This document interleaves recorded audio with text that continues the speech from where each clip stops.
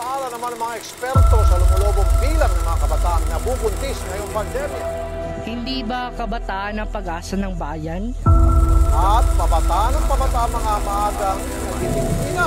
Bakit tila ito'y nagbabago na? Dahil sa likong gawa ng makabagong henerasyon,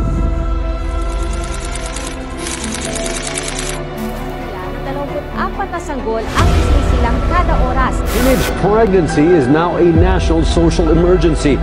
Pregnancy has always been a national concern.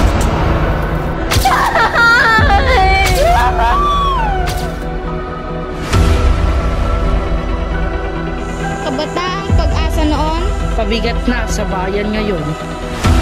Nagbibigay dilim sa mga daang dapat ay bigyang tagaw. Kabataang inaasam-asam, tila lumihis at umiwas ng daan.